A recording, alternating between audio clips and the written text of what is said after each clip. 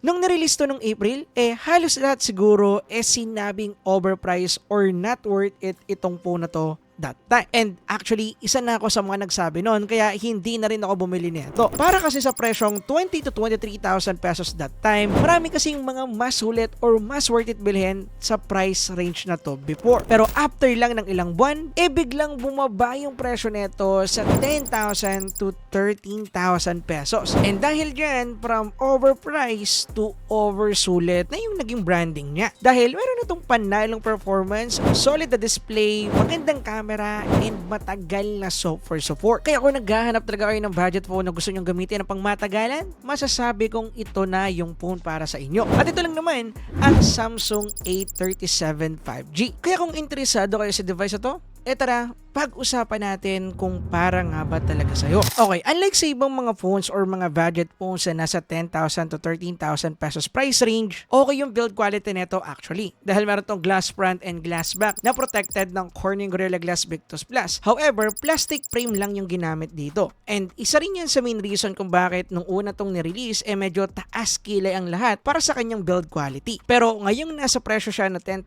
to 13,000 pesos, panalo siya in overall. Dahil bihira tayong makakita ng mga phones na merong Corning Gorilla Glass Victus Plus protection para sa gantong presyo. Pagdating naman sa design nito, actually pretty common Samsung look lang naman. Same lang din siya ng design ng A57 and A56. As in, bale completely flat back panel, merong solid color sa likod, wala nang kahit anong design or anything. Samsung logo lang and that's it. Isa pa sa nagustuhan ko dito, pinix na rin nila yung problema natin sa Samsung A56 before na matalas yung kanto. Kahit na kasi completely flat yung back panel neto, ginawa naman nilang smooth yung edges neto kaya wala tayong uncomfortable feel or matalas na kantong feel kapag gamit-gamit natin siya mapag-gaming position and also normal hand position. And i-plus pa natin na meron na tong IP68 rating which is goods na goods para din sa mga riders natin out there dahil medyo nag-uulanan na at kung kinakailangan nyo ng pangharaba sa phone, pwedeng-pwede to dyan. Siguro yung nitpicks ko lang or hindi ko lang talaga nagustuhan sa phone na to pagdating sa build and design yung kanyang glossy back finish which is typical normal naman sa mga Samsung phone na review ko. Nasabi ko rin naman yan sa A56 and A57 review which is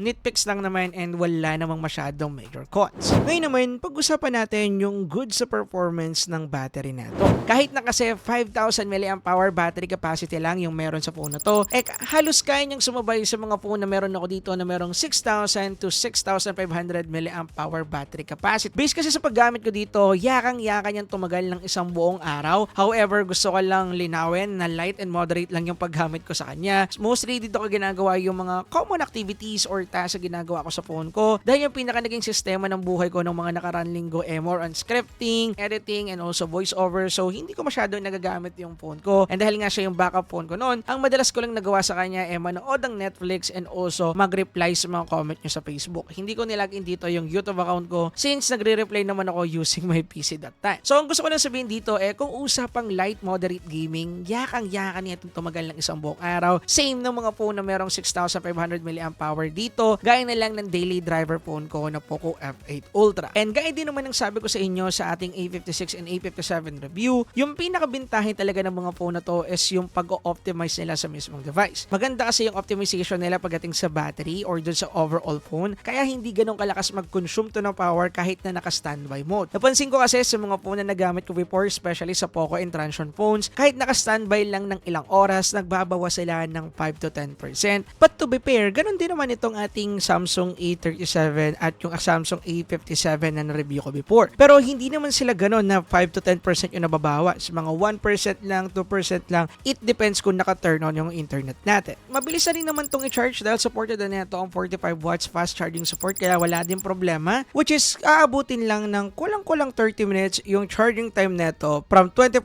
to 80% na charging. And para sa mga nagtatanong, gantong method lagi yung ginagamit ko. And nakagandahan dito kung gamer ka, supported na rin neto yung bypass charging kaya kung malolobot ka habang naglalaro, walang magiging problema dahil saksak mo lang, activate bypass charging and automatic na makakapaglaro na tayo ng pangmatagalan pangalan ng hindi nangangamba. Mamaya pag-uusapan din natin yung gaming part nito. Anyway, iba pang mga specs, meron na rin tong NFC kaya pwede natin gamitin dito yung Google Pay. And para sa mga kaparakoy natin dyan na lagi nakakalimutan yung wallet or card nila, training nyo yung Google Pay. Maganda, useful siya kung ako yung tatanungin. Meron na rin tong Bluetooth 5.4 support, naka USB-C 2.0, meron na rin responsive na in-display fingerprint. Okay na rin yung haptic feedback, malutong kaya mag-i-enjoy ka makapag-chat. Kung meron ka mang ka-chat pero kung wala ka namang ka-chat, pwede mo gamitin pang trash talkan. Meron na rin Wi-Fi 6 support, malakas na rin yung 5G connection. And higit sa lahat, meron tong eSIM support na hindi natin makikita sa presyo na 10,000 to 13,000 pesos. Moving on, isa din sa nagustuhan ko or isa rin sa pinaka nagustuhan ko sa phone na to ay yung kanyang panalong display. Dahil meron tong 6.7-inch, 120Hz, 1080p resolution, Super AMOLED display. And kaya ako nagustuhan yan dahil meron pang mga phone na nasa 10,000 pesos and above na hindi pa rin naka-AMOLED display. Gaya na lang ng Nubia Neo 5 5G na medyo nasa 10,000 to 11,000 pesos yung presyo pero hindi pa rin naka-AMOLED display. And kung more on Netflix din yung gusto ninyong gawin dito sa device ito if ever man, wala din magiging problema dahil supported rin natin yung Widevine L1 kaya makakapag-marathon tayo dito ng mga movies and makakapanood tayo ng mga solid anime. Also, bright na din yung display nito dahil meron tong 1,200 nits global brightness and 1,900 nits peak brightness for HDR. Kaya para sa mga kaparakoy natin dyan na laging nasa labas kahit katanghalian tapat kagaya ng mga riders natin out there, shoutout nga pala sa inyo, pwede sa inyo itong device ito dahil makikita nyo yung content kahit na tirik yung araw. So, walang magiging problema in overall. Siguro kung meron man akong nitpicks dito sa display, yung medyo makapal na bezels niya, which is same lang din naman sila ng look sa Samsung A56. And gaya nga ng sabi ko, nitpick lang naman to, hindi naman talaga siya totally cons, which is isa talaga to sa mga bagay na medyo magiging trade-off ng mga phone na ganito yung presyo. Kaya nga nung una talagang nirelease itong phone na to sa presyo na 20 to 23,000 pesos, talagang madaming tumaas yung kilay sa kanya. Dahil kung makikita ninyo yung specs niya, bagay lang siya sa price range na 15,000 pesos, hindi para sa 20 to 23,000 pesos. Kaya nga ngayong bumagsak yung presyo niya talaga, talagang madami nagkagusto sa kanya at isa na ako doon. Now, usapang performance naman tayo dahil hindi din tayo bibitinin ng phone na to. Bale, same lang yung ginamit na chipset dito sa Samsung A55 5G. Nga pala, solid na phone yan, which is Exynos 1480 chipset. And actually, kahit na Exynos chipset yan, good din yung naging performance na ito pagdating sa overall capability niya, which is nakakuha tayo dito ng 1 million and 2 to benchmark score and okay din yung overall performance na ito pagdating sa gaming kahit na Exynos chipset to. Pero kasi mga stereotyping pagdating sa Exynos, pero ako na yung unang magsasabi sa inyo, capable din talaga sila pagdating sa mga light moderate game. Ito nga yung mga sample testing na ginawa natin. Bale, naglaro kami dito ng Genshin Impact, MOBA games, and also CODM. Bale, pagdating sa Genshin Impact, naglaro kami dito ng 30 minutes and then yung setup namin sa kanya is medium graphics and then 60 FPS combo. Nga pala, hindi namin nagamit dito yung madalas nating ginagamit na FPS. May nagbablock sa kanya, hindi nagre-read ng FPS. Kaya yung ginamit namin is yung kanyang built-in FPS reader. And kung mapapansin ninyo, mostly nag-maintain yung FPS natin then sa 40 to 45 FPS, which is good. Pero kapag meron ng mga clash, meron ng maraming animation talagang heavy na, bumababa siya ng 35 and 30 FPS pero bumabalik din naman agad siya sa 37 to 40. And mostly kapag wala naman mga nangyayari like naglalakad-lakad ka lang at na-render na yung mapa, nasa 60 FPS naman siya. Pero kapag meron na nga mga animation, meron ng labanan, yan, medyo bumababa na yung frame rate niya sa 30 to 37 FPS, which is for me, okay lang din naman dahil playable ang Genshin Impact. Pagdating naman sa mga MOBA games, sinet up lang natin sila sa pinakasagad na settings sila and lahat sila, goods naman yung naging overall performance din dito. Dahil nakakuha lang naman tayo dito ng tig 90 FPS pagdating sa ating HOK and MLBB. Super smooth ng gameplay, walang magiging problema. And actually, kahit 60 FPS lang okay na to dahil yan yung smooth tingnan para sa mga naked eye natin. Pag pumalo na kasi ng 90 and 120 FPS, halos hindi mo na rin masyado napapansin yung pinagkaiba nilang dalawa. Unless magsuzoom in ka talaga or gagamit ka ng camera and then isa side by side mo yung dalawang display para sa 90 FPS and 120 FPS and then dun mo lang makikita yung significant difference. Pero mostly kung maglalaro-laro lang tayo, hindi mo mapapansin. Anyway, pagdating sa Wild Rift, nakakuha naman tayo dito ng solid 120 FPS, which is good. Pagdating naman sa CODM, nakakuha tayo dito ng 60 FPS pagdating sa ating MP mode and 60 FPS din pagdating sa BR mode. Kaya kung ano man yung nilalaro natin dito sa mga MOBA games ito and also CODM, hindi tayo mamumroblema. Pagdating naman sa thermal, halos hindi din siya uminit, pero medyo uminit siya ng konti sa Genshin Impact dahil pumalo to ng 43 to 44 degrees Celsius after ng 30 minutes ng paglalaro. Mind you, yung room temp namin is naglalaro ng 27 to 28 degrees Celsius that time dahil umuulan noon. Then pagdating naman sa mga MOBA game and CODM, dito consistent lang yung temperature natin na nag-maintain sa 35 to 40 degrees Celsius lang, and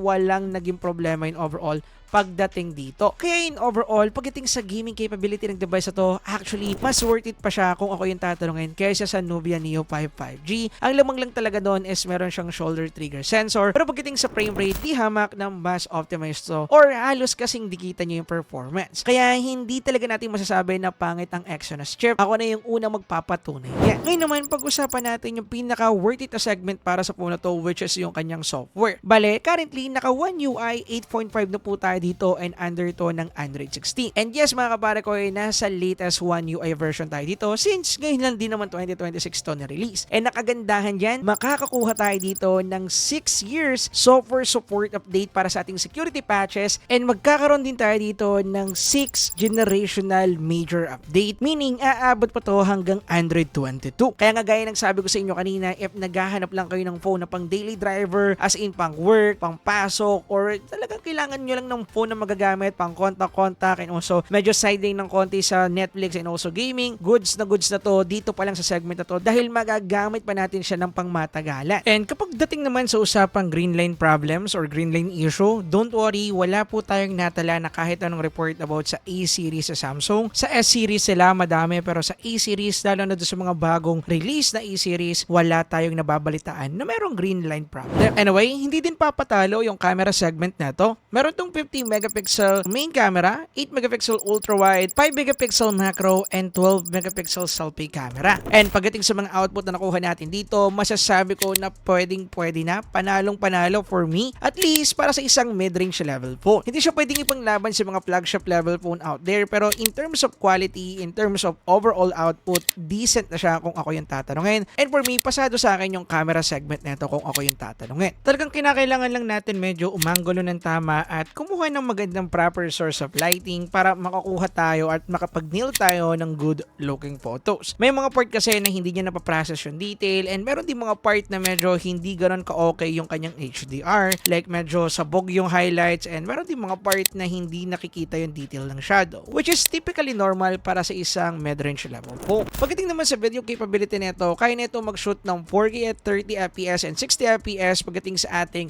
main camera, and then 4K at 30 FPS naman pagdating sa ating selfie camera. So in overall, pagdating sa kanyang camera, hindi ko masasabi na marami siyang papataoben, pero decent siya pagdating dito sa part na to. Ngayon naman, usapang presyo tayo. Gaya ng sabi ko kanina, mabibili na lang natin to sa presyo na 10,000 to 13,000 pesos. Pero currently, kapag chinek ninyo yung link dyan sa description down below, using the voucher, makukuha nyo to sa 13,000 plus pesos. Pero this upcoming 7.7 sale, makukuha nyo lang to sa 10,000 pesos na presyo. Yung A56, A57, naglalaro lang din sa ganyang presyo kapag nakasale. So, choose your fighter na lang talaga. Pero meron din mga nakapagbalita sa akin na kahit hindi daw sale, nakukuha nila to ng 10,000 to 11,000 pesos using voucher, and also meron sila nakukuhang voucher sa shop mismo ni Samsung. And sad to say, hindi po natin to mabibili sa mga malls sa presyo na 10,000 to 13,000 pesos. Tanging Shopee lang po. And just I said, link provided in the description down below. And ito mga kapare ko, yung ibig ko sabihin kung bakit para sa akin from overpriced naging oversulit itong ating Samsung A37. Oo, hindi siya perfect, pero for the value and also for the price, kitang-kita naman natin yung kaya niyang ibigay. Panalo talaga in overall. Anyway, dito ko natatapusin yung video. Pero kayong mga tanong and also meron kayong gustong idagdag, comment nyo lang sa ibaba at pag-usapan natin.